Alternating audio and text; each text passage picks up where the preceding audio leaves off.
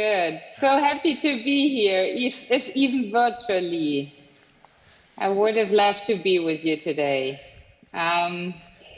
Great. So then I will share my screen first, and then I have the pleasure to speak with Oliver. Great. Okay. Okay. So yeah, hi everyone. My name is Anna Alex, and I'm the founder of Planetly. And so what we've heard multiple times today is that we are standing in front of probably the biggest transformation the whole economy ever went through. And this is the transformation to a net zero economy. And this is exactly what we made our mission at Planetly, to support businesses in this transformation to a net zero economy. So some quick numbers about Planetly in a nutshell. We are a 2-year-old company having raised over 7 million from Speedinvest and other great investors. And we are already over 120 great people on the team. And with our solution are already serving over 170 businesses, including the Economist Group, HelloFresh, BMW, and some other really great companies.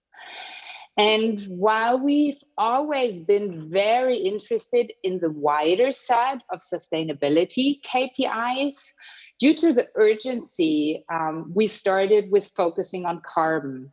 And our first product is a carbon management tool, which enables businesses to really understand their carbon footprint as well along the whole value chain. So the scope 1, 2, and 3, and do this as easy and as automated as possible.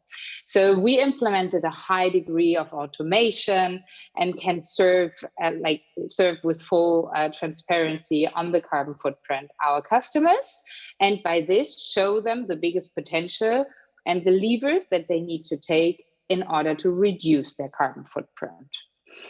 And while we did so, we at some point actually realized that we get approached a lot by PE companies, PE firms, and venture capitalists and funds, which come to us and say, "Hi, I want to manage my carbon footprint as well, and I want to actively reduce it as well."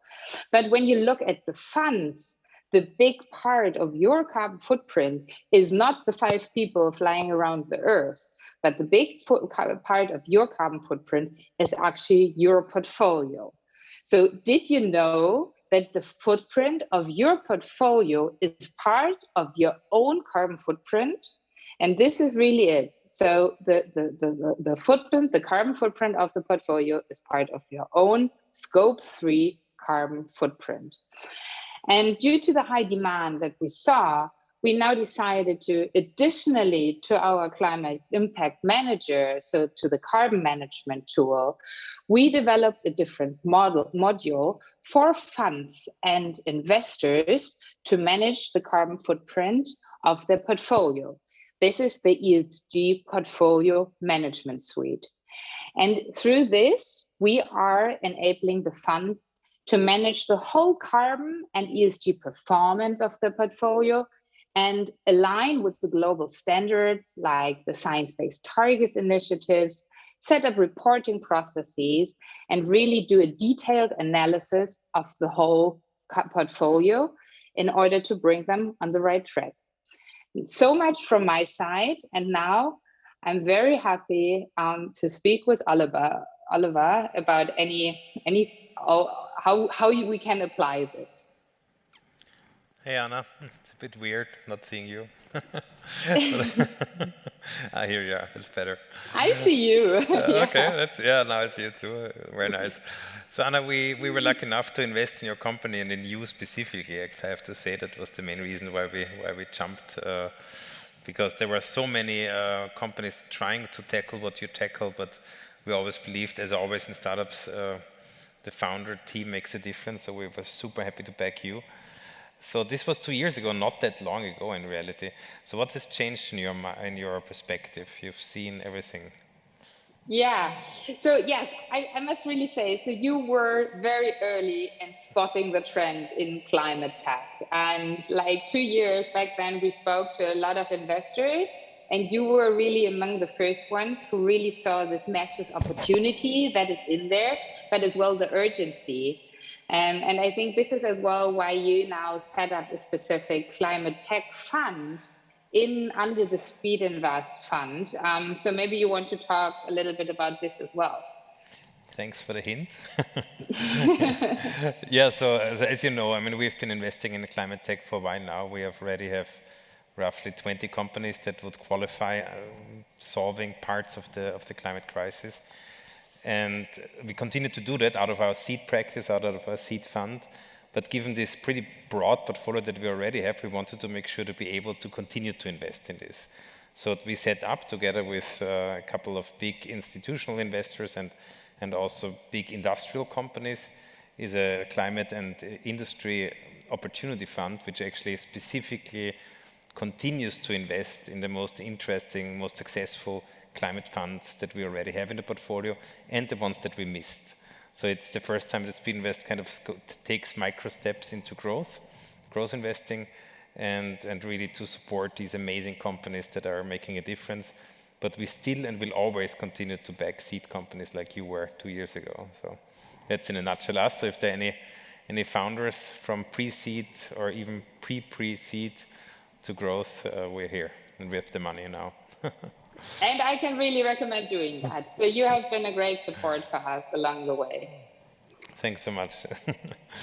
So why the move to ESG? I mean, you could also argue that carbon tracking is already a big enough problem or topic. What made you take this extra step?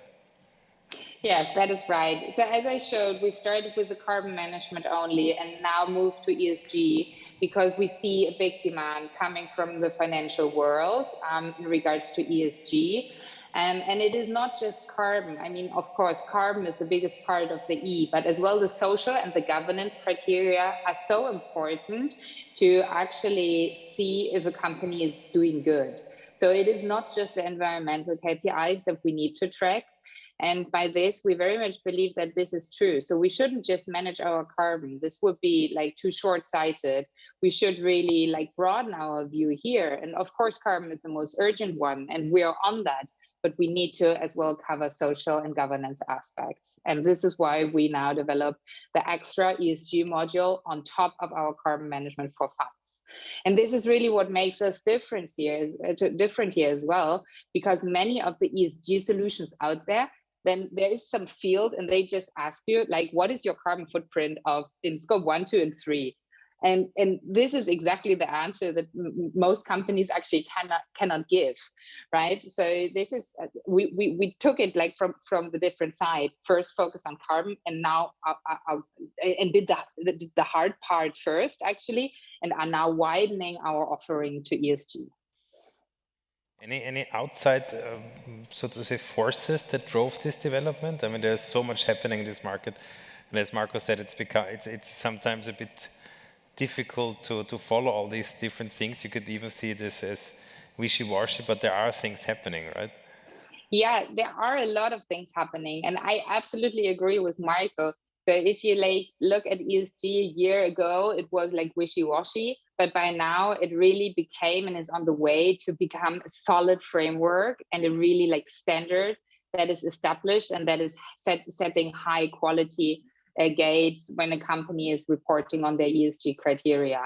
And like the why and the market forces that you asked for, I mean, for every fund, it is an absolute no-brainer to manage the ESG performance of the portfolio companies actively these days, because it's about value creation, it's about value protection. It is as well about the regulatory pressure, for example, with the SFDR, so the Sustainable Finance Disclosure Regulation, and it is as well the LPs focusing intensively on the topic and the ESG criteria. So it like every fund which is not managing the ESG portfolio of the ESG performance of the portfolio is like crazy, I'd say, these days. I can only echo that. I mean, we at Speedinvest have been using your solution for a while, pretty much from day one when it was available. First, of course, tracking the carbon footprint of our own people, which are quite a few. But now moving into ESG, and it's so obvious, right? I think the investors want it from us that we have this overview, but also the team. And I think venture these days is becoming again basically a game of recruiting and keeping the best talent. And I can say that my best talent wants this. They want us to understand what we're doing, where we are investing, and the massive leverage that we have. And then Planetly really gave us transparency. And all this sounds super complicated, but the nice thing about Planetly, and that's very, very pragmatic, is that the software does so much stuff for you. So, for example, I have honestly no clue how much electricity we're using and what kind of electricity we're using in our London office. But all we need to do as Planetly is just enter the number of people in that office. We give the address, and whoosh, there comes a pretty close, realistic number out of it, which simply makes it feasible. Otherwise, this whole thing becomes just too difficult. And that's translating this into the real world was for us a huge benefit. And now making this a product offering to our 250 plus portfolio companies, because they have exactly the same problem. And if we can help them get this going with this solution, it's a huge step. So we are really, really happy with this. And I think private equity venture is just a massive leverage to bring this out into the world. And so I'm really glad that we are with you. Thank you. Yeah, I'm happy that you are happy with our solution, and we are as well working with quite some other investors and funds on that. For example, as well, Early Bird and Verdane, who's at the NOAH today as well. And for us, the most important thing is really to offer the best solution for our customers, and not just to give you the transparency only and let you report on the ESG and carbon performance of the portfolio, but really then to close the gap to make this really actionable steps to reduce the carbon footprint. So because we are all clear, yes, transparency is a great and very much needed first step, but it's not the last step, and we really need to take action. And we're very happy to work with like the best funds around the world to really support you with the best tools in order to do that. Thank you so much, Anna. I can only reiterate, I mean, this is a critical part of the solution, and I think every fund that is here at NOAH should work with you. So let's do this. Thank you. So yes, I will not be at NOAH, unfortunately, in person today, but feel free to reach out on LinkedIn to me, Anna, Alex, or just shoot me an email or book a demo on our Planetly website. And I'm also here to help. and talk to Oliver. Active salesman. And the NOAH conference app. The NOAH conference app. You will have meeting requests there. And yes, yeah.